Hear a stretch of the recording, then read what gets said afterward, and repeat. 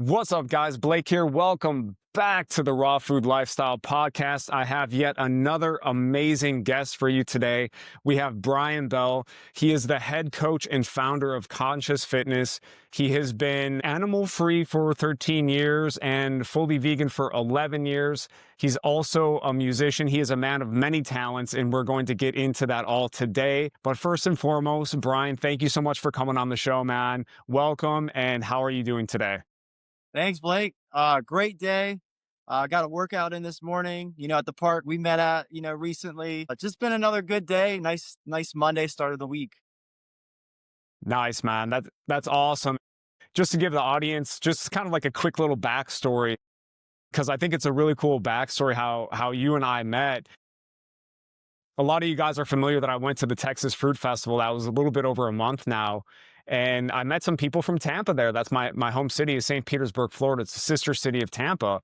And I met this couple named Bryan and Michelle, and they were asking me if I knew another Bryan down in St. Pete. And it showed me his page. I'm like, oh, that's so cool. So I follow his page. And then, fast forward about a month later, I see this handsome devil working out at outdoor calisthenics place that I work out at, and I'm like, oh my god! So I go up and I show him my phone on Instagram. I'm like, is this you, man? He's like, yeah. And then so it was just such a cool story. It was meant to be. And then what was really cool, maybe we could start with this, Bryan, just to let people kind of know about your brand and your initiative here in Tampa and St. Pete, because you just hosted a really cool event this past weekend that I actually had a chance to go to. So let the audience know all about that event.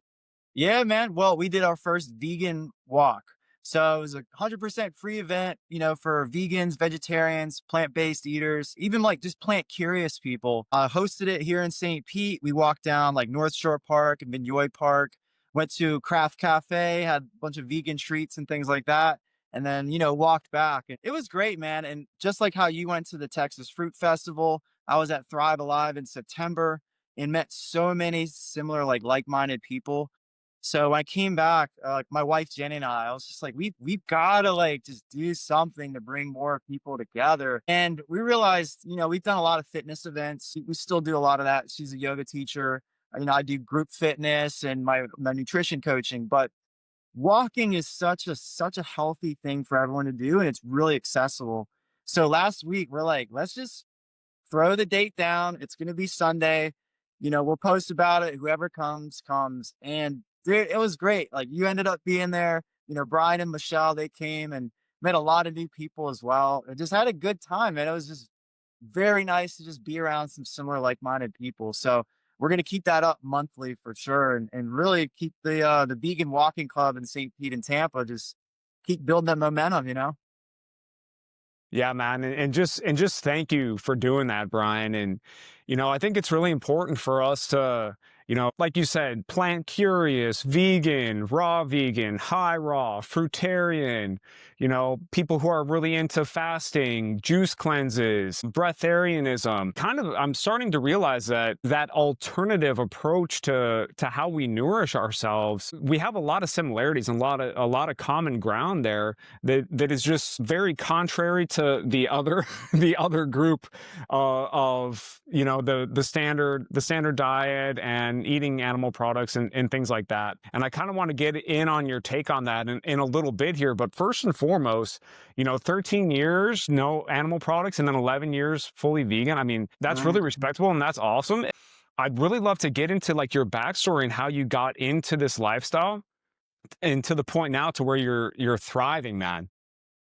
Yeah, thanks, man. Well, it's a great story because it's so funny how when I look back, I can see how everything led to the next phase. But in the moment, it was just all one step at a time. And so to clarify, so it's basically been 13 years, like no meat. And at the time, dude, I'll get into why I stopped eating meat, but I didn't really connect the dots between dairy, eggs, the rest of the animal, parts, the secretions and all those things didn't connect till a couple years later. But I was really thinking this morning, like, what was the first thing that made me even think about anything like meat free? And just quickly, man, like I was always kind of I dabbled within fitness for so long, ever since I was in high school, hit a little bench press there, or try to start running, try to figure out how to like get in shape. So there's always been something there. I've always had the inclination to try to figure it out. But essentially, this is why I'm into calisthenics and body weight stuff now. Having to go to the gym all the time, having to pay for memberships, and you get there and like people are in your spot, and it's a tough thing to stick with. So I always had that interest, and it was like sometime in 2012. I remember seeing this website. It was like 30 bananas a day, and it was this guy who like that's all he did. That was his stick, right? I just eat bananas all day. So it was like a form of like fruitarianism, but I mean, like that was it. I mean, that was actually it. I was like, that's very like like sparking a lot of curiosity. Kind of within that same time frame, within a month or that, I had the idea. I was working with my brother at the time. We were up in Ocean City, Maryland, where my family's from. And I was like, you know what, dude, let's go on like a detox. At the time, I was probably like 25. He's like 24. I was like, this would just be good to like just let's just do like some type of detox or cleanse. And I'd say definitely more of this is definitely I'm still a very like spiritual person, hence conscious fitness, right? But back then, definitely way more like I'm into like everything I can do to try to just figure out the truth of life, really.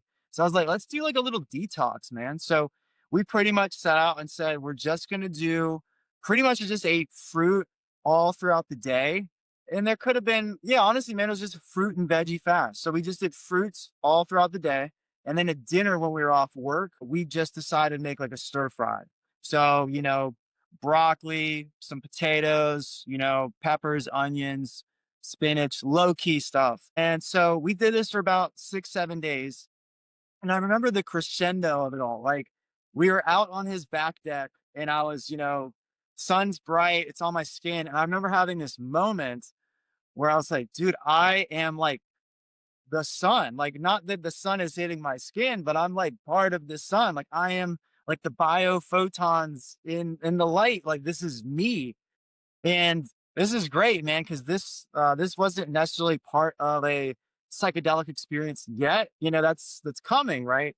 But I had that awareness. I was like, wow. But a couple other things I noticed. I lost so much like puffiness. Not to say that I was like I've always fluctuated. I could go up and down 40 pounds, between my adult life. So I've been in the 140s, I've been in 180s, right? And then a mix of fat and muscle in between, right? So, but at the time, I had just leaned out my face and it was within a week. I was like, whoa, that's wild. So it could have been maybe some inflammation or something like that, possibly.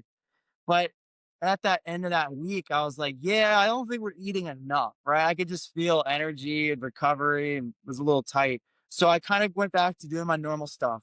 So let's fast forward like 2 months, 3 months or so at the end of the season. Our boss takes us out to eat and he takes us to like a Hooters restaurant. And what's funny about this, dude, I was never actually really into red meat. Like I only got into it. Actually, I did do an animal based diet when I was like a few years before that. So I did a whole low carb ketogenic diet for like the training I was doing. So I understand that side of it. I was eating burgers and like, bacon and like red meat for over a year plus. So I remember, what do we get? We get a burger and fries at this restaurant. And man, it just sat in my stomach that entire night, the entire next day. It was just so hard to digest. And I was like, dude, I am never, ever, ever eating a burger again for sure. And like I said, I've never really been too into them anyways. But about 2 more weeks after that, man, it was a tough situation I was in because the end of summer, all my friends had moved away. I uh, the girl I was dating, she moved away and we broke up. And it was a tough time because I was in my early 20s and I'm like, dude, I should have things figured out, not everything on shaky ground. So I had a talking to my brother, I decided let's have a little psilocybin experience. So I've definitely experienced it before, but I was like, I definitely feel like my soul needs a little like, let's take the blinders off. Let's try to see more clearly. So I definitely went into it with a very conscious reason why, right? And it was just to give you an idea, it was like 2 grams of psilocybin mushrooms. So not this crazy big blast off kind of thing, but definitely, well, whoa, I'm here, you know? And my brother was kind of the host and he was the guide. Within that experience, man, I remember talking to a good friend of mine and I realized during mid conversation, I was like, dude, there's nothing separating us. Like we are this same energy. Like I could almost feel it, right? Like our heart waves are interacting with each other. Like it's all one thing. And I don't know what the initial thought was that got me thinking about animals, but I immediately thought from there, okay, everything's energy. So that means what I'm eating is pulled into my energy field, right? So I immediately started thinking about animals and just the fear and suffering. And it's so hard to tell you, man. I don't remember if I saw anything online, like some more vegan or vegetarian activism stuff. At the time, I didn't even know what vegan was. I didn't know any vegetarians ever. I don't think I've ever met one. Maybe someone at a restaurant when I waited tables and they said they're vegetarian. I don't know. But I immediately was just like, oh my God, that energy of fear and suffering that the animal goes through, I'm bringing that into my body and I have to process all of that. Within that experience, I immediately made up in my mind that I'm no longer eating meat or animal flesh. I was just immediately done. And my brother ended up joining me on that journey, which was super cool, man. Really, really cool. So pretty much at that point, you know, was vegetarian. Like I said, I didn't know any other vegetarians. I didn't know anyone else on that path. And it was actually super, super easy because I was just saying, okay, I'm just refraining from meat. So I could still have like pizza. I could still, you know, have whatever foods it is as long as there's not meat in it. So if I fast forward like 2 years from there, that's where I reconnected with my wife, then girlfriend, Jenny, and we started just dating, and that's where she was the first vegan I ever met. And I remember I was eating like some mac and cheese. I think it was at like they had like the mac and cheese bread bowl or something like that. And she was telling me, she's like, well, because she'd watched that movie Forks Over Knives, which was really, really articulate about the health and why it's so important to refrain from all animal products for like arterial plaque and just like the cholesterol and all of that. And she's like, yeah, I mean, if you're already not eating meat, I mean, it's pretty much the same thing, right? It's the same fats and proteins. And I realized it. I was just like, well, you got me. Like, it makes 100% sense. And I'm pretty sure that was the last dairy-based product I had, right? And from there on, and this was about 11 years ago, give or take 2 weeks or something. So ever since then, man, I went fully vegan. The first 6 months, I had like moved away. We had like a long distance relationship. So I was trying to do the vegan thing on my own, not eating probably enough total food, hence probably losing a little bit more weight. And it took, you know, after that next year, we moved to Asheville. We lived together, started eating a little bit better. But man, I can get into this too, but I was really, really addicted to caffeine and nicotine and cannabis and smoking. So my diet, I'd have some good vegan foods, some healthy stuff, and then just whatever. So it took me probably 5 years into being vegan to really get a sense of like, okay, I really want to get my health under control. I want to get back into fitness. And I don't want there to be any excuse like, oh, I need to have animal protein to get enough protein or this or that. And ultimately, man, like I started on that path, went more whole foods, plant based. So got rid of the oil, made sure that I'm not eating a lot of processed junk, and slowly just incorporated more protein based foods as well. And then moved here about 4 years ago. And just at this point, man, just been training 4 years straight. Haven't missed a week of, you know, workouts. I take a little break here and there, but diet is usually very on point.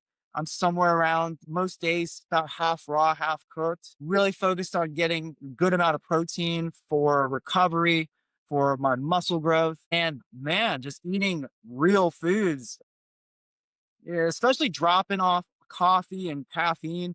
My digestion is much better. I actually had an autoimmune disorder that started popping up where I was losing hair. I was getting spots in my beard. That resolved after I got rid of the caffeine and the energy drinks and all the nicotine.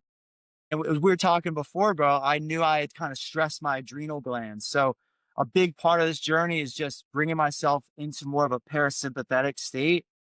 And I'm still working on it, you know, every single day. But more time to just rest and digest versus like go, go, go, go, go, deal with stress of life. So yeah, man, that's how I got here. And that's how we met, bro.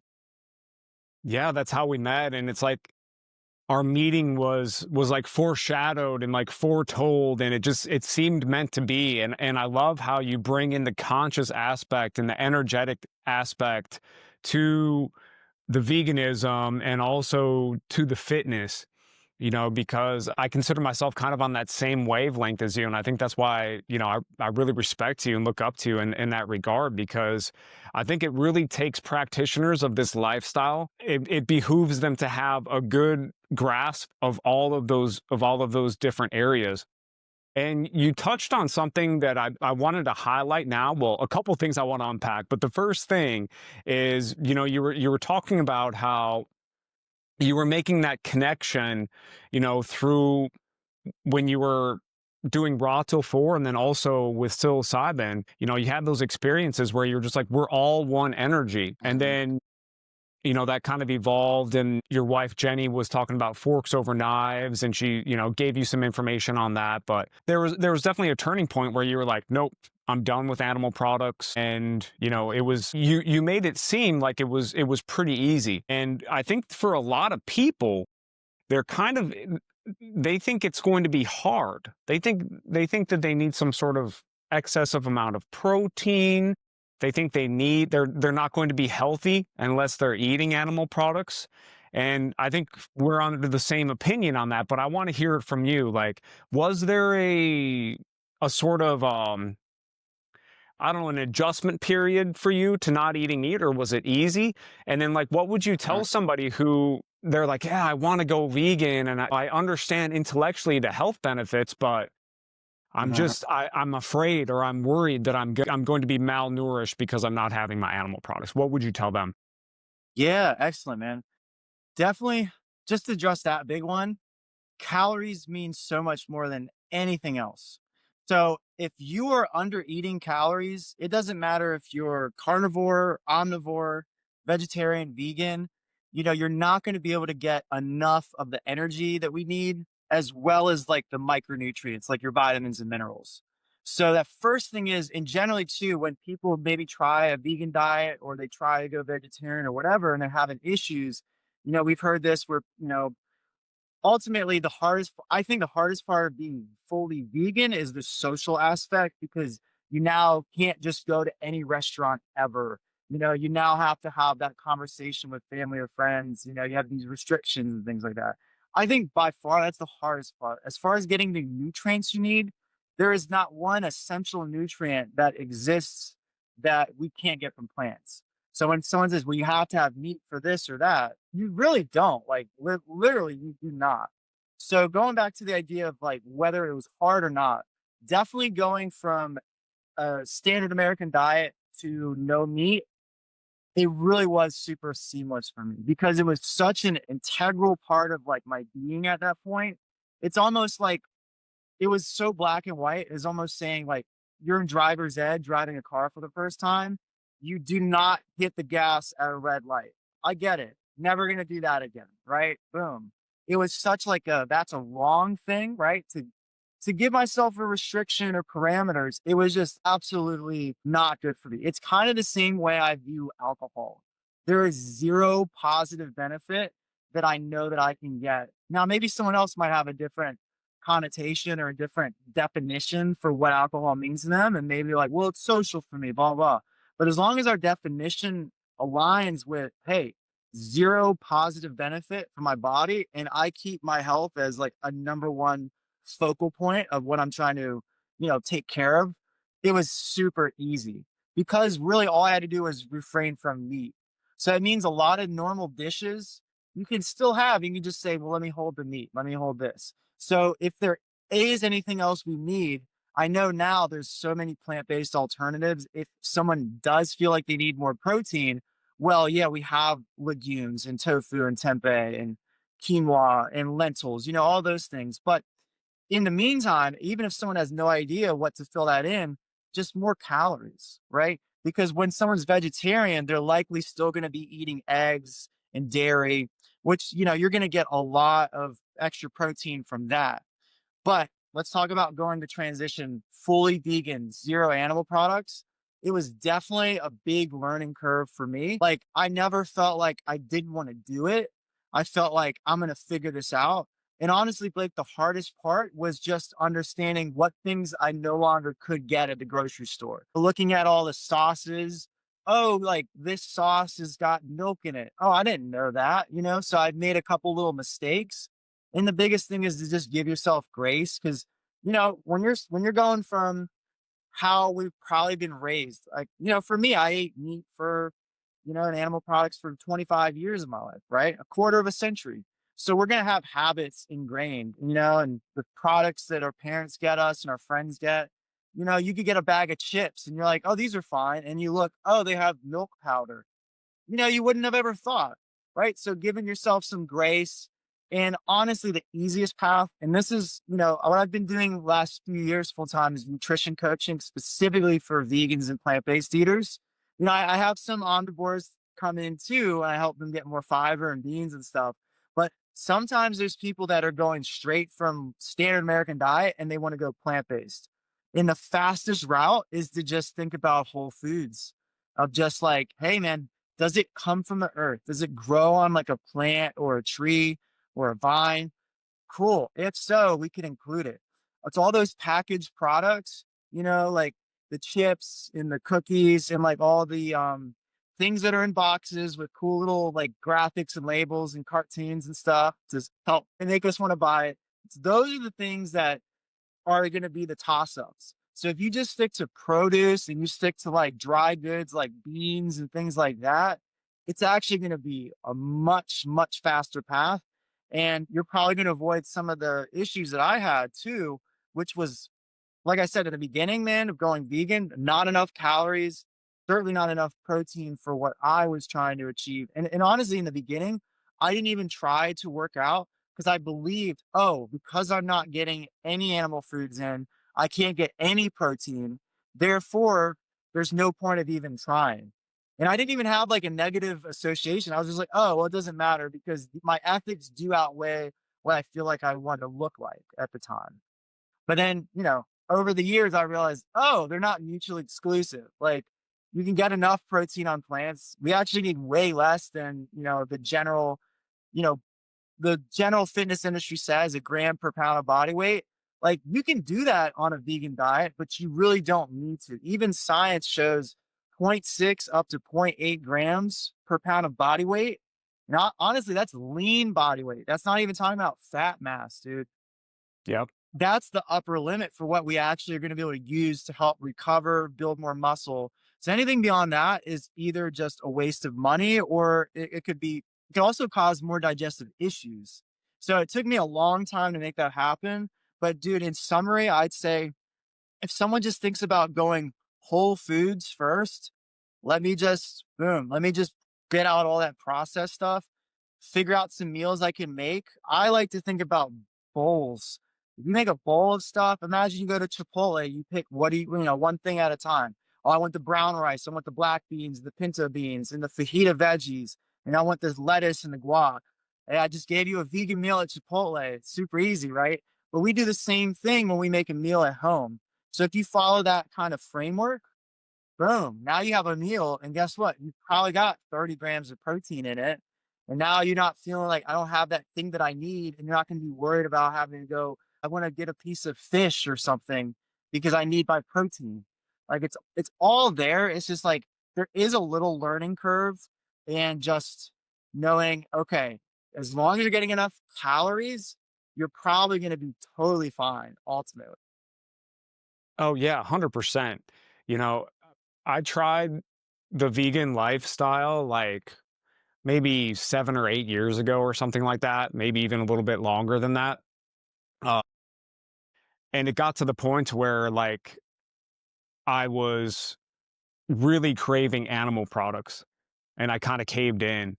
And I was like, okay, I'll just be like vegan plus eggs, and then I'll be vegan plus fish and eggs. And then I had chicken one night, and I'm like, all right, well, I'll just be whole foods like I have been, you know. But to your point, it wasn't that I was needing those animal products. It was that I wasn't getting enough calories in because I didn't have those tools in my toolbox. You mentioned the bowls and you mentioned making meals at home. I mean, you can get some dry beans, some dry chickpeas, some dry lentils for so cheap.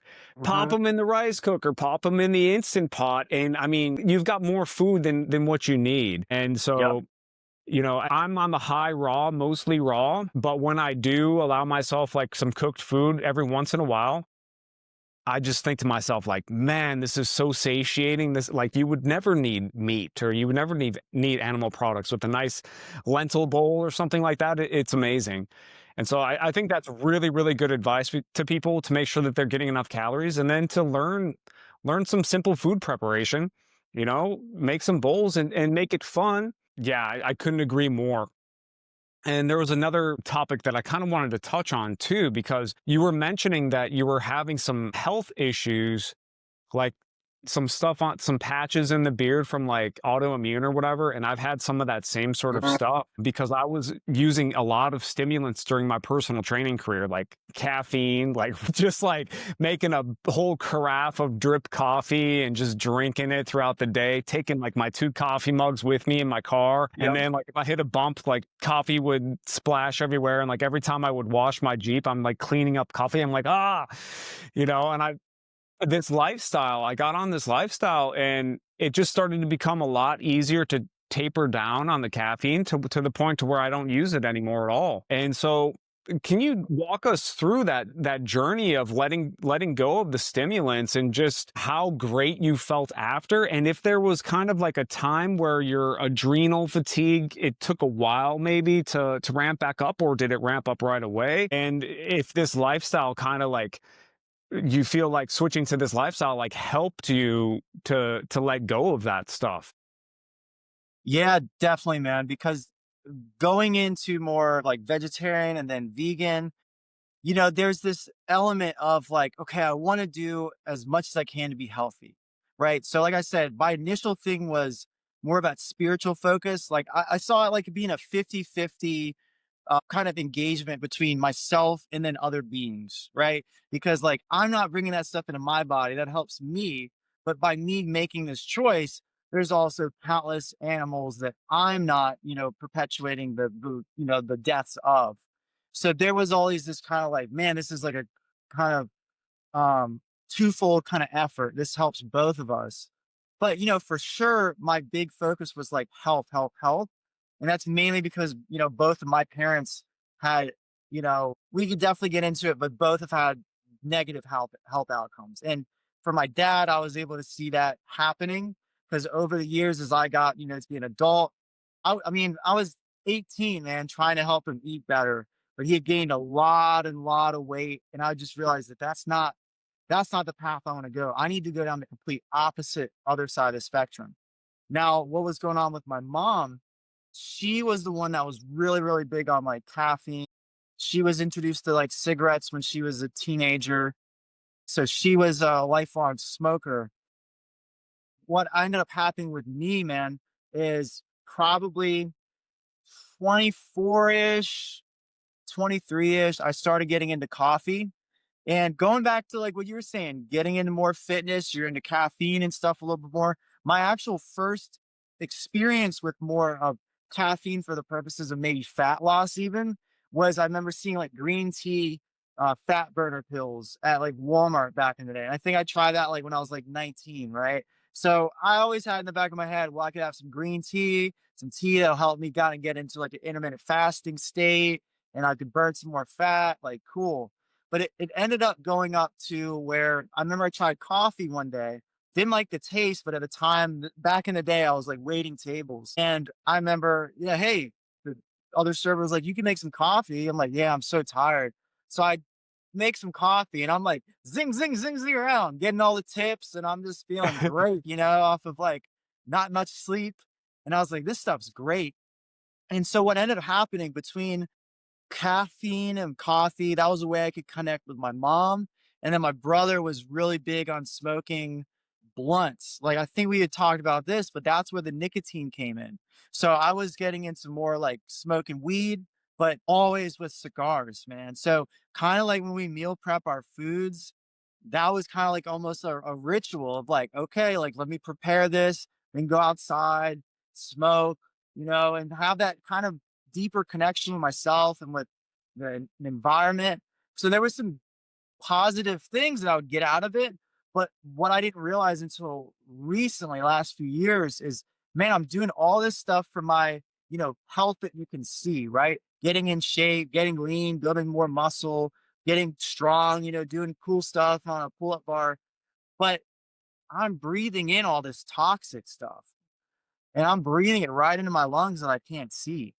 And then with the caffeine, I'm just it just got me to a point, man, where I was so used to it. I could never be like one cup of coffee in the morning and done. Like you, I would have a big old 32-ounce jug. I just make a whole bunch of coffee, just slam it all morning, make my way into like 2, 1, 2 p.m. even before I eat anything. And then ultimately, yeah, I ended up realizing on a trip of all places, my wife Jenny and I were in Costa Rica on a vacation.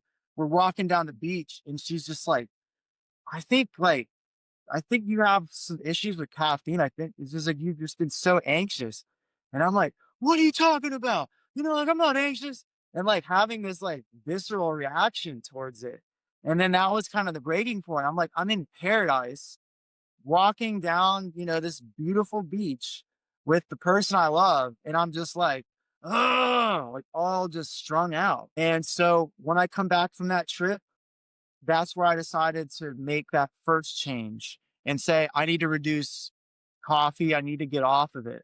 So what I did, I was drinking just black coffee, like you were saying, just drip it, just drink it all day. I said, okay, let me try to go to decaf, but in lieu of the caffeine content, I'm just gonna get lattes, and help let that sugar kind of help balance out what I wasn't getting with the energy. So there was a Dunkin' Donuts near my house. So I was like, I'm just gonna walk to the Dunkin' Donuts, get a latte and like a decaf latte and just do that. So I did that for about 2 weeks. And then I slowly started dropping the latte part of it. And I was like, let me just do decaf, period. And then, man, this was such a hack, dude. I don't remember how I found out about it, but it is called Dandy Blend. It's basically dandelion root tea. It's kind of mixed with dandelion root, chicory root, and maybe even some barley. And anyways, it's a powder, it's a ground up powder, and it mixes really, really well with hot water. So you can make like a coffee substitute, and it's got the warmth, it's got kind of that bitter kind of coffee-ish taste, but it's zero caffeine. Not just like decaf, it's zero caffeine. So I started making that, put a little oat milk creamer in it, and man, like it was just that equal substitute without all that that chemical reaction. This was probably a month-long process as I would taper down. And you asked me about, was it, did my stuff bounce back? Did my adrenals take a while? I was depressed for like 3 months, dude. It took a while. I was just hating life. Waking up, I used to wake up at 5 a.m., get coffee, get on my computer, and feel like I'm like Neo in the Matrix, right? Just coding, doing this, working on websites or working on, other businesses I've had. But now it was just like, where is the lust and the zest for life? And I will be honest with you, some days are still like, damn, I really wish I had that because I was in it for 10 years and I was drinking energy drinks, everything, yerba mate, matcha. I tried all the healthy stuff and I just realized I just have to eliminate all liquid caffeine. So the only type of caffeine I will get is from chocolate. I don't feel any change with that. There's no immediate like, eyes dilate and all that.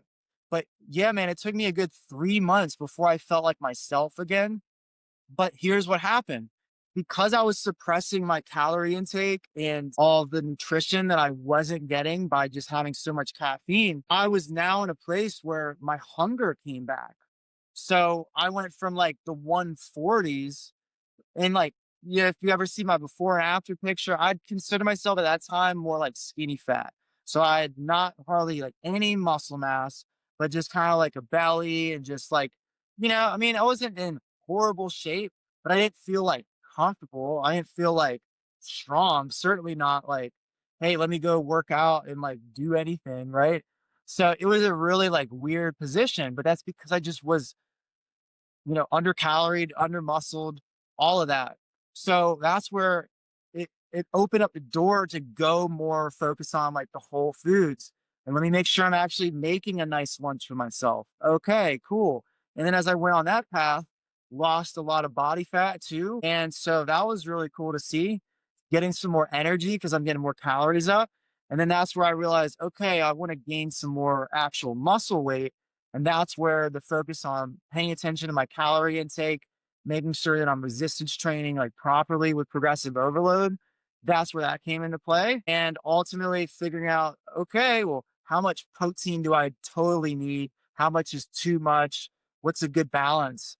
And that's what's kind of got me to the point now where I'll help other people do the exact same thing. So make them feel like, okay, yeah, and here's the thing, dude. A lot of vegans I work with, there's two sets, right? It's either someone that's struggling to gain weight and like they're underweight, they're under muscled, they need more lean muscle mass, more tissue on their body.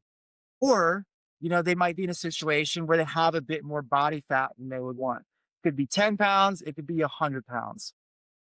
Most of those scenarios, I'm seeing most people getting like 30 grams, 40 grams of protein a day, which we hear this a lot in the plant-based world. Like, hey, you eat enough food, you're not going to be deficient in protein. So yes, no one is going to like die from not getting enough protein. But if there is a goal that has to do with your body composition or has to do with recovery from, strength training or more big endurance activities, having a bit more protein, it doesn't have to be 200 grams a day, but I've brought a lot of women from 30, 40 grams up to like 70, 80. Huge difference. Huge difference. And they're not even eating a completely changed amount of total food volume. It's just the focal points is different. And in some cases, yeah, man, sometimes people need to eat way more food and the metabolism has been suppressed. I absolutely love talking about metabolism because it's a wild thing that kind of goes up and down, but it is I think the rock that dictates all of this. And I think a lot of problems that people have, especially when they're trying to go vegan and they're not able to stick with it, is due to what their metabolism needs as far as energy requirements, like we had mentioned earlier. But yeah, bro, that's how the whole thing with caffeine, how it interplays. And then just to quickly end it, a few years ago, I told you this, bro, but my mom got diagnosed with lung cancer. And as soon as I found out about that, I went up to see her and take care of her. And that was the last time I'd smoked, like before I had left, because I didn't want to do that around her. And I realized, wow, dude, lung cancer. Like, I'm not even paying attention to that. So I have not smoked anything in like 3 years. And I do not plan on, even little occasions and stuff. I'm like, I'm good, dude. I'm super good. And unfortunately, she passed very quickly after that. So I'm making a lot of these choices like in honor of her, and just knowing my parents did pretty much everything backwards when it comes to health. Other focal points, other stressors took over their focal points of what they can do. And so for me, man, my goal is to be as healthy as I can be and do my best to inspire other people to take that healthy path, whether it is going vegan or plant based, whether it's just bringing more fiber into their diet, whether it's quitting alcohol and caffeine. If any of that, man, I mean, if any of that affects people in a positive way, I feel like that's what I'm here for, man. And I'm very grounded in that at this point. And that's why I feel you're such a brother in arms with me, because I share all those same, missions as you, and we have such a similar background. I'm also from the north and moved to Florida, and my parents had to they had to live fast. They had to raise a family. They had me, I think, when they were 20 and 22 respectively. Oh, I'm 39, and so it's like I couldn't even imagine having a kid now. I'm like, "Oh my god, such a responsibility." And they were almost a grandparent by you know what I mean, by the time they were my age. And it's just wild, and but they made pretty much all the mistakes that one could make when it comes to health. And so I had a similar situation as you. I vowed to do things differently, to move the world in that direction.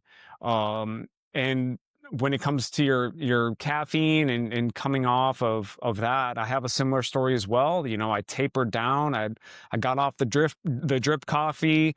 I started using instant coffee so I could more so control the portion size. Mm, And then eventually through a couple fasts that I was doing, juice fast, and then eventually a water fast, I was just like, you know what?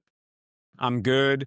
But that was only about a month and a half ago. And that's why I asked you if there was a recovery time, because I heard that the adrenal glands can take like 6 to 12 months to come back online. But I know for like fitness guys like us and we're super healthy, it's going to be quicker. But I know the feeling of like just you have that, I guess, motivation to get out of bed at 3 a.m. and just because of that coffee, so you can start getting high on coffee and then just like working away at the computer. yep. That was me too. And so I use tea now, just like kind of how you mentioned with your chicory dandelion. I make like some herbal tea where I have some ginseng supplements, and I take the caplet open because I don't want to eat that disgusting caplet. Who knows what it's made out of? I make some tea with that, and so it's pretty cool, man. And that seems to be working. And yeah, no, that's quite a journey. When you were talking about like how sometimes protein requirements and nutritional requirements, they can differ for people.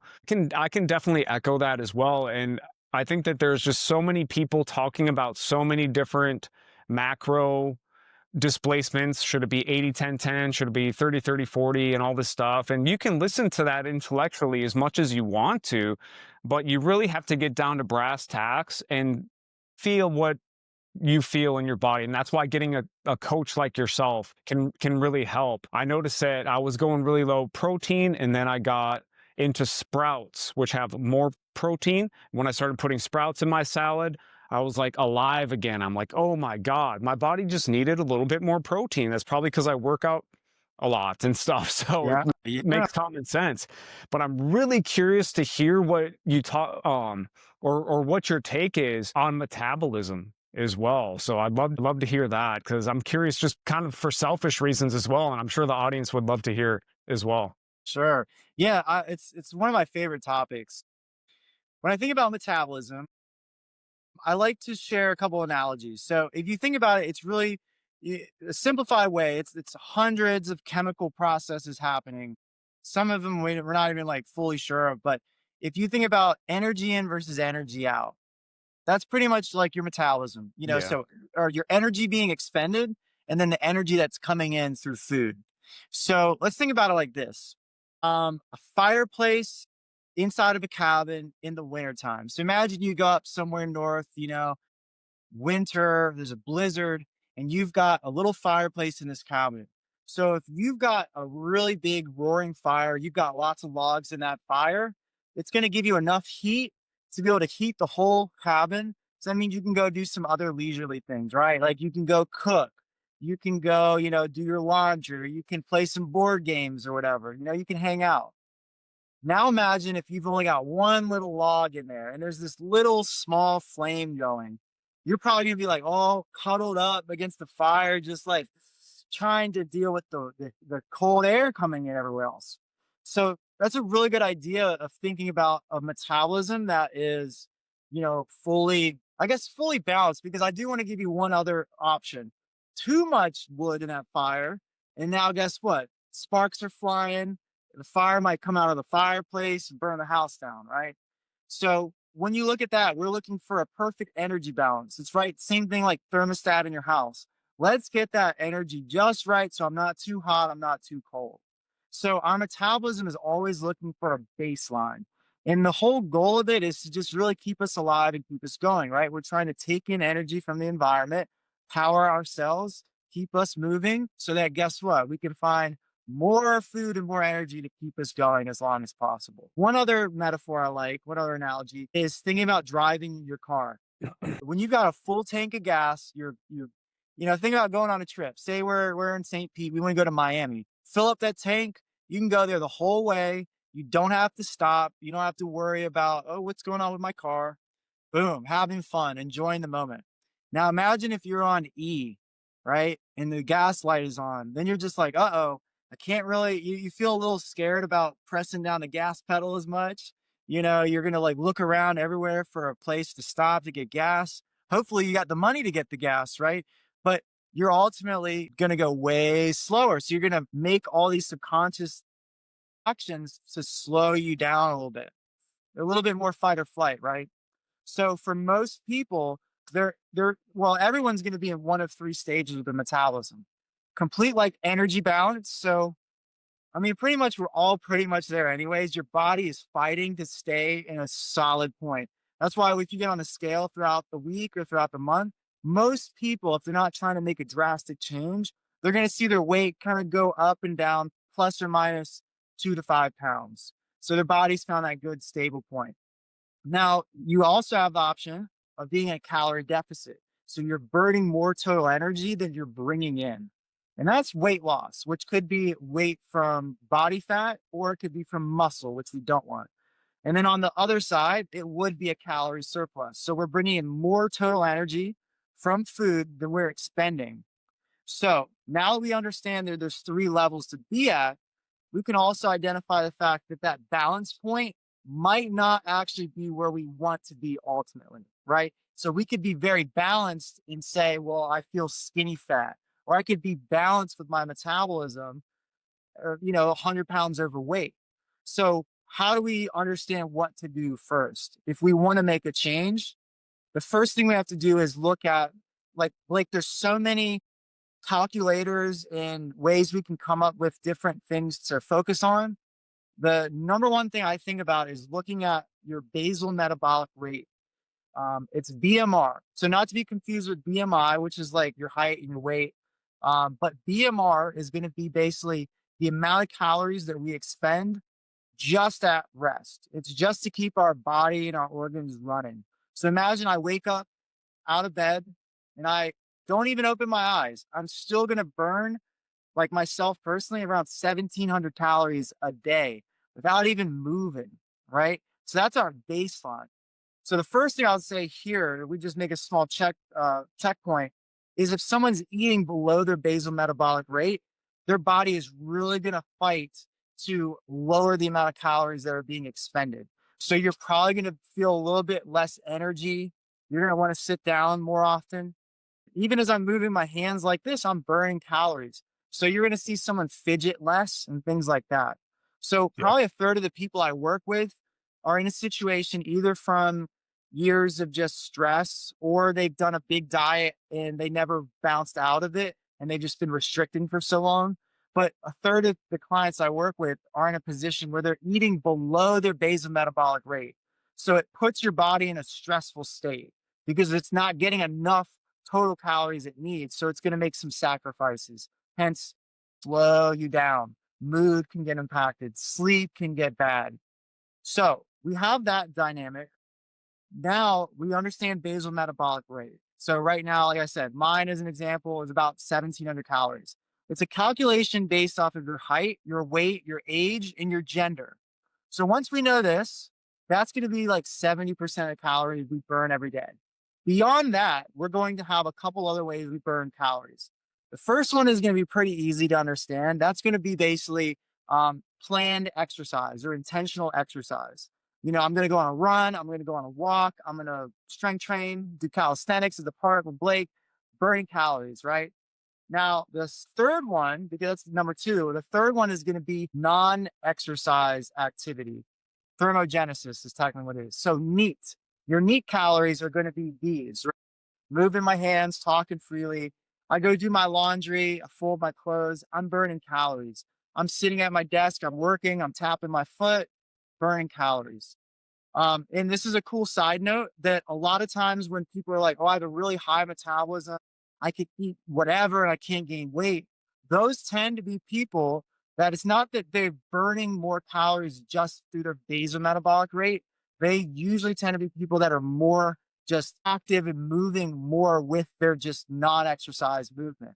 So if you're fidgeting and you're moving and you never sit down all day, that could burn hundreds and hundreds of calories compared to this other person, same height, weight, age, gender, who just isn't as active. So there is some type of genetic component there, but it does manifest through action. So because there is a lot of mystery about, "Oh, I can't gain weight or I can't lose weight," it's just it still is, it's all calories in, calories out at the end of the day, right? So the fourth final piece of how calories are being expended is going to be through the thermic effect of food. So as we ingest proteins, fats, or carbohydrates, your three macronutrients, we're going to expend some calories to break those down. With Now, there's kind of two pieces of this, because like with more raw and more whole foods, you might not break down all of the total calories, but there's also the calories you do break down still requires energy for your body to absorb that. So there is two pieces, right? Like there's a study that shows with celery, for example, like you're only absorbing like a very small percentage of the calories.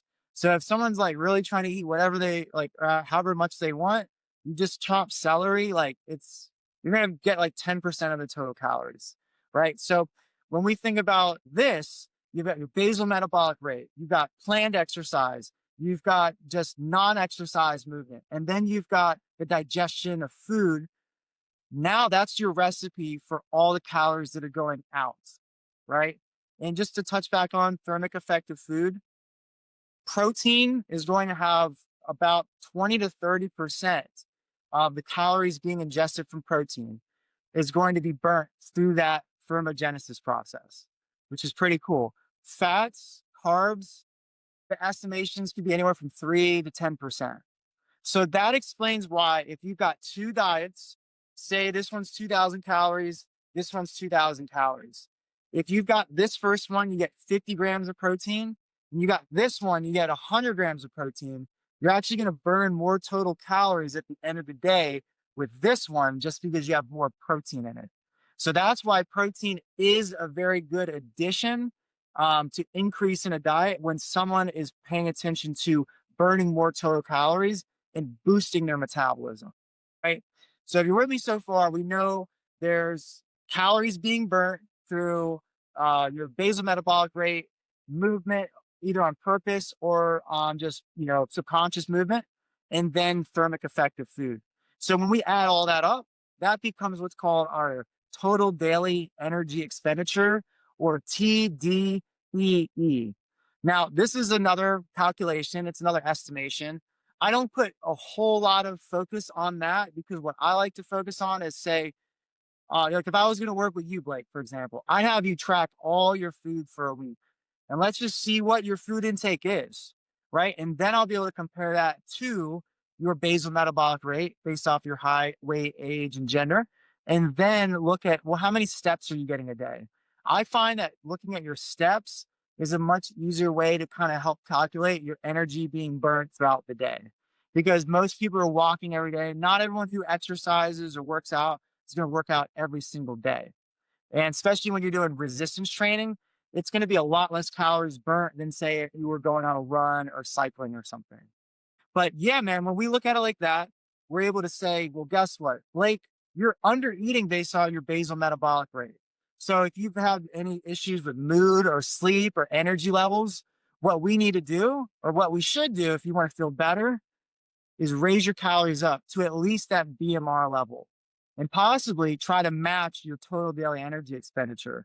And what usually happens, I've had plenty of clients who have weight to lose, they actually lose some weight in that process, believe it or not. Even though they're eating more food, they're losing weight because their body is now exiting this survival state. Because when we're eating below the BMR, it's in a state where, oh my God, like, am I going to get any more food tomorrow? Like, I'm not getting enough of what I need now. So what if it's even less in the future? And Yep. then in the others, on the inverse side of this, say we look at your intake and you've been eating 2,500 calories, but your BMR is like 1,700 and you're only walking like 3,000 steps a day. Well, that shows why you're most likely a calorie surplus. So let's just say you were 240 pounds. Well, that's why your body is staying at that level, right? Because the amount of energy coming in is way more than is actually needed. So your body has gained enough to eventually where it finds that baseline at a higher weight. So this is really important whenever someone wants to either add more weight or lose weight from their body. We're going to look at how the metabolism interacts with the environment, and how you choose to live through your movement and the food choices you make. And yeah, man, again, just to sum it up, you're either maintaining at a certain baseline, you're either losing or you're gaining. And now, out of those three scenarios, you're either happy with where you're at and over the moon, or you want to change it. And the way to change it is to pull one of those levers, either the nutrition, the total calories, or as a said subset of that, the amount of protein you're eating, because that does impact metabolism. Lever number two is going to be, of course, resistance training to ensure that your body's undergoing muscle protein synthesis to redirect some of the nutrition to building lean tissue. And number three would be planned exercise, like increasing your step count or your cardio. And yeah, man, that's my summary of metabolism in relationship to gaining, losing, and maintaining weight. That's an incredible summary, and I'm gonna have to watch that one back, Brian. You know that I love how you are. I mean, you've got it down pat. You know what I mean? You're a coach. You've helped so many people through this process, and you really understand the metabolic process. And as you pointed out, you know, if you get somebody out of that fight or flight mode to where they're probably pumping a bunch of cortisol in their body by having them eat a little bit more, and then they can start to sleep better, they can start to relax and just feel overall better. It's like they're eating more calories than they were before, but they're losing weight. And I think that's what a lot of people don't really understand could happen. And I've been guilty with that myself. I'm a larger built person, and eating less calories, I think it's put me in that fight or flight mode that you talk about sometimes. And I think that that can also make you at risk for gluconeogenesis as well, where your body is cannibalizing its own muscle just to try to make that baseline. And so that's a no-no, guys. So just make sure you're eating enough. Again, hit up Brian if you guys want any more info on that. He's the guy to talk to about this. But as we're wrapping up here, I just want to tie in, you know, a different side of you, because, you know, you're this fitness guy and, you know, you really know like your exercise physiology stuff, you know, with the calisthenics and the metabolism, but you're also like the spiritual guy, and you're also an artist, you're a musician. And I think you had a performance recently where you got to perform music, and I'm Yeah. a bit of a musician myself, and I've found that this lifestyle is making me more creative. It's making me want to go grab my guitar and pick up my guitar. And so Mhm. for the people out there who are transitioning, or they're progressing along their journey, you know, maybe share your story. And you know, I found it inspiring myself, you know, because I think that's so cool that you're able to express yourself in different ways. Yeah. Well, dude, it started like honestly when I was like 10. I remember I was pulling like the yellow notepads my dad would have in his office. And for me, I was just going through a lot with, family stuff and stuff at school. I found writing to be like my outlet because I didn't have really the ability to like talk about my emotions. That wasn't the reality for me, unfortunately. So I started just writing. Basically, it ended up being like lyrics, like poetry, right? And not necessarily like at the time rapping or anything like that, but it became this like outlet, and it kind of always stuck with me. And when I was in my like early 20s, around the same time I was doing like the low carb stuff before I went vegetarian, I got asked to be in a band, or just fill in for some guys playing in a band. And I was like, okay, cool. Yeah, I know a little bit of guitar, a little bit of bass. So I ended up becoming a bass player. It was like a metalcore band back in the day. It was really fun, man. And I had a blast. But then, the band thing that lasted about maybe a little less than 2 years. We all had different things. I was the more like grounded business guy that's like, yeah, let's get shows, let's get bookings, let's make this a thing. Couple other guys are kind of more in it for like the girls and stuff, which it's okay, early 20s. But man, that music thing stuck with me because I just had so much fun just playing music, being in the moment, being in the present. It kind of adapted to, in 2013, while I was kind of in right before going vegan, I was living with one of my friends who was a rapper, and I started making beats just to have my own expression. Because at the time, before in the old band, I used to do some of the backing tracks, and I was using software like Fruity Loops, FL Studio to do that. And so I was just like, I'm just gonna start making my own beats. And I was just having a good time at it. And honestly, man, I realized I had like a knack for it. And like I'm not the best guitar player, I'm not the best singer, drums, I still got to really learn those. I need more time on those. But making beats on a computer and understanding, like I didn't know music theory or anything, but I just know it felt good because that's what it was about. It just resonated with my soul. And anyone who listens to my music, you're gonna hear a lot of it has more like dark kind of tones to it because it's like a way for me to vent and express some of those deeper emotions like sadness and anger and guilt and shame and all those things and just that raw feeling. So I was making beats for a bit, and then I realized, you know what? Like at the time, I was also freestyling a lot, man. Honestly, that's where I get a lot of my props. And I just want to take a second. A friend of mine, his name's Bernard. I gave him the nickname Nova, like Knova, supernova. He passed away a few years ago from an overdose, and it's just really hard, man. This was like a few months before my mom, so it was a really rough summer. But he was the first person that introduced like freestyling to me. I just remember being at my brother's house where we had that that fasting moment with the sun. And he just started freestyling to some beats, and I was just like, okay, let me start trying this. And it just kept coming out. And I'm like, this was so fun and freeing. And I started doing it more and more and more. And so eventually it all synced up. While I'm freestyling, I'm making beats. Let me just go ahead and make my first song. So I worked on my first song called Stars, and I had chosen the name Brian Divisions. So I had a clothing brand I was working on called Divisions, and I just evolved it into my music. And honestly, man, the word divisions to me, it was really a separation of like the cultural zeitgeist of like the whole world's telling us to be this way, to do this, to think that. And everything in my intuition was so always contradictory to what I was being told. Like go to college. I did whole different story. I've been to 4 colleges before I realized that wasn't the path for me. My parents with food and all of that, religion, all these things never made any sense because it didn't resonate with, just what felt right inside. And so divisions was a step, of an idea of just like being true to myself, listening to my intuition, going with my gut. As long as I'm not harming or hurting anybody, it should be fine. Right? And also deeper in it, the visions could also be expanded to be divine visions because it's like the negative that's hiding the positive inside. Like when we look and cast light on the darkness and that shadow self, that part the ego wants to protect us from, we're able to find more of ourselves. And usually there's some tears that are going to be shed in the way, right?